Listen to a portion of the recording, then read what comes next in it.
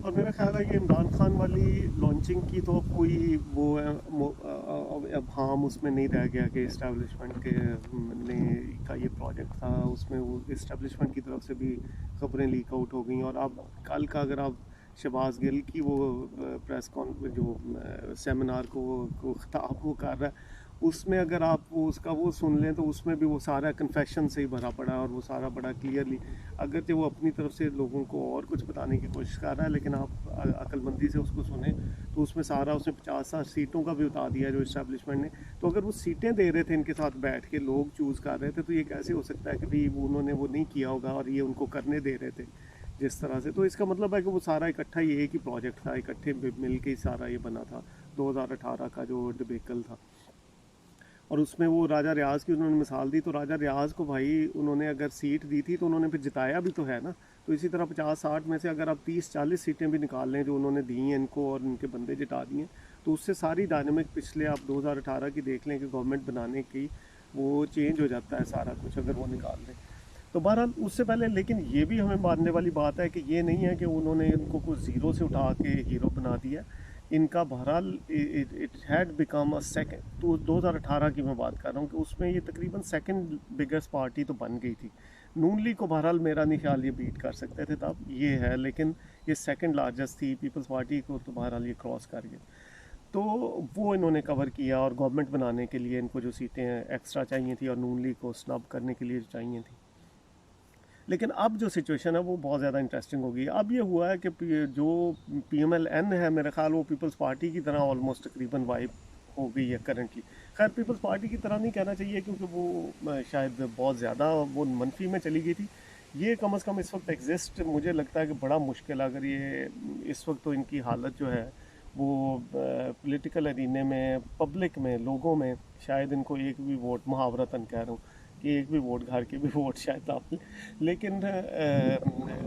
On the other side अगर हम देखें इस वक्त तो सबसे बड़ा वोट बैंक जो है वो है एंटी इस्टेब्लिशमेंट का वोट बैंक। कि जो भी बंदा अगर वो PMLN के साथ भी हो, जो PTI के साथ नहीं भी है, और लेकिन PMLN से भी इस वक्त नाला है, वो इस्टेब्लिशमेंट के बहरहाल ख़िलाफ़ है। इसी तरह PTI का जो वोट है वो PTI के साथ है लेकिन इस्टेब्लिशमेंट से वो भी नाला है। इसी तरह पीपल्स पार्टी का तो हमेशा से ही रहा है कि वो तो एंटी इस्टेब्लिशमेंट ही रहा। तो एंटी इस्टेब्लिशमेंट का फैक्टर इसमें सबसे बड़ा है, और ये बहुत तेज़ी से बढ़ रहा है। पहले ये होता था, जो अब फ़र्क क्या है, ये पहले भी होता था, लेकिन पहले से और अब में जो बहुत ज़्यादा फ़र्क आया वो इसकी क्वालिटी में आ गया है कि अब जो एंगर है और अब जो एनर्जेटिक वोटर है वो इतना ज़्यादा शायद पहले नहीं। पीपल्स पार्टी के पास होता था इस तरह का वोटर, और लेकिन वो बहुत ही पुअर और अनरिसोर्सफुल था, बेचारा गरीब आदमी था और वो इस तरह का था। अब ये मिडिल क्लास इसमें एंटर हो गई है, तो वो थोड़ी बहुत रिसोर्सेज भी हैं उनके पास, और वो यंग है और यूथ है, और सारा ये PTI की वजह से है। तो वो और ये इस्टेब्लिशमेंट की अपनी हरकतों की वजह से उन्होंने इसको एंटर किया है पिछले सारे उसमें।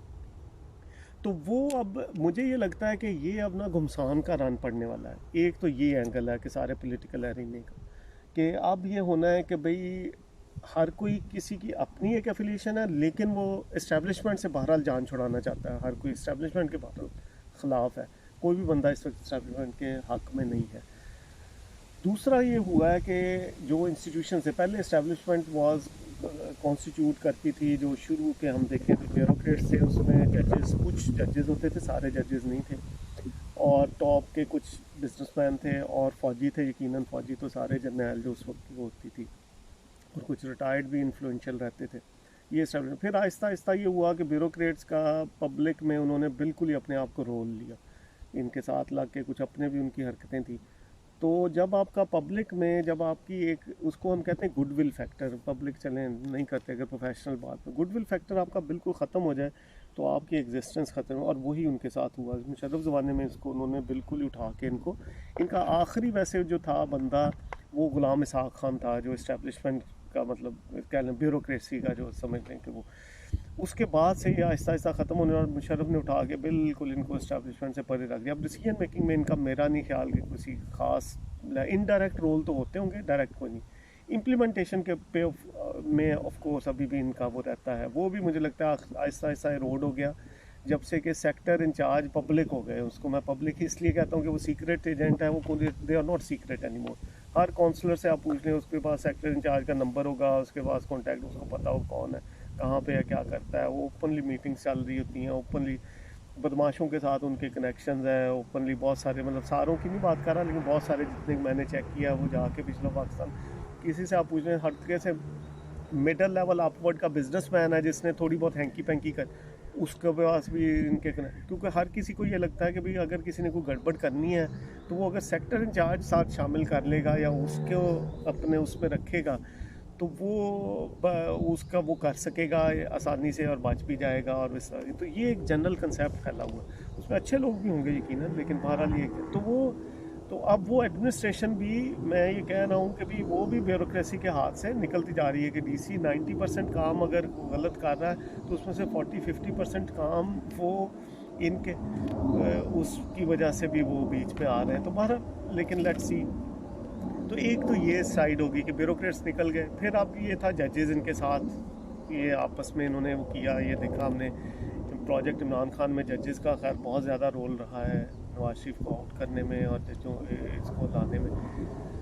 तो अब मुझे जो आगे नज़र आ रहा है कि वो जजेस भी अब इसमें से निकलने लगे हैं, तो दे विल बी अलोन, मतलब इस्टेब्लिशमेंट में फ़ौजी अकेले रहने वाले हैं। पब्लिक में उनका हमने पहले डिस्कस कर लिया कि दे हैव ऑलमोस्ट अब मनफी में चला गया उनका ग्राफ। कोई बंदा शाज ही कोई मिलता होगा जो इनकी तारीफ, इनके अपने रिश्तेदार भी जो एक डायरेक्ट बेनिफिशरी नहीं है, उसके अलावा कोई इनको सपोर्ट कर सके।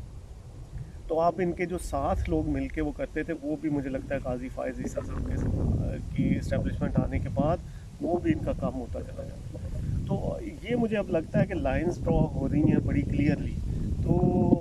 और मुझे लगता ये है कि अगर मैं इसको अपने प्रोफेशनल उसमें अगर इसका टाइम फ्रेम सेट करूं तो साल डेढ़ के बाद ये बहुत ज़्यादा, और ख़ास तौर पे अगर इन्होंने इलेक्शन ना करवाए, जो कि मुझे लग रहा है कि ये नहीं करवाएंगे, कि 3 महीने वाले गुजरेंगे, तो बहुत ज़्यादा इसको बूस्ट मिल जाएगा इस चीज़ को, जो भी इनके ख़िलाफ़ मूवमेंट चल रही। और उसके बाद फरवरी में भी अगर ना हुए तो फिर हैंडल करनी चीज़ें और भी ज़्यादा बहुत ज़्यादा मुश्किल हो जाएगी, इन पे वज़न बहुत ज़्यादा पड़ जाएगा। बाकी वज़न तो होता ही है इन पे इकॉनमी का और सारा। और फिर अब ये ज़राअत में घुस गए हैं, और वो भी पंजाब के उसमें, सेंट्रल पंजाब में। अब आप देखें कि वो एक वाहद एरिया था जहाँ पे लोग इनके ख़िलाफ़ उस तरह से नफ़रत नहीं फैली हुई थी। तो मुझे लगता है कि इन्होंने वो भी ट्रिगर कर दिया, जैसा वो मत मारने वाली मैं बात करता हूँ, कि वो इनका बहुत पॉलिटिकली और इवन मैं बिज़नेस पॉइंट ऑफ व्यू से भी बुरा इसलिए मैं कहता हूँ कि पाकिस्तान को फ़ायदा नहीं होना, कि वो तो ज़मीन पहले ही कोई ना कोई मिस्टर ए नहीं कर रहा था तो मिस्टर बी कर रहा था, वो वाई बी जी तो चल रही थी वहाँ पे। तो there is no added benefit. ज़्यादा से ज़्यादा थोड़ी सी 5-10% प्रोडक्शन इंक्रीज ये कर लेंगे अपने एडमिनिस्ट्रेटिव उसके लिए, लेकिन एज सच वो कोई वो तो इंक्रीज़ नहीं होना ना आपका रेवेन्यू। मुल्क के लिए तो इंक्रीज़ नहीं, इनका अपना रेवेन्यू बढ़ जाएगा लेकिन मुल्क का रेवेन्यू, वो तो ये कि वो अनकल्टिवेटेड लैंड को करते, सीधा पदरा करते, वहाँ पे वो चीज़ें लगाते जो वहाँ के हिसाब से हो सकती हैं वहाँ पे, तो वो एक अलग गेम होती है। बहरहाल तो ये चीज़ इनको, जब दूसरा ये कि ये मुझे ये लग रहा है कि भी इनके अकेले होने से वो टॉप पोजीशन पे, और फिर मुट्ठी ना खोलने से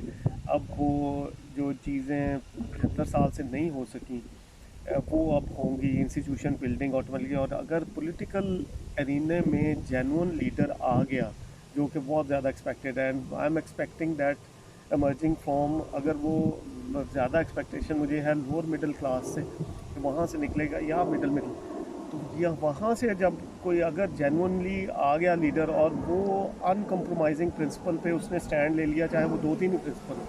क्योंकि साइंस हमें ये सोशल साइंस हमें ये कहती है अथेंटिक लीडरशिप के बारे में। एथिकल होना ज़रूरी नहीं है, एथिकल मीन्स जिस तरह प्रॉफिट होते थे कि वो हर चीज़ में एथिकल थे, चारों तरफ ऑल अराउंड। हज़ूर सल्लल्लाहु अलैहि वसल्लम हो गए, कुछ उनके जो कंपेनियंस है वो भी,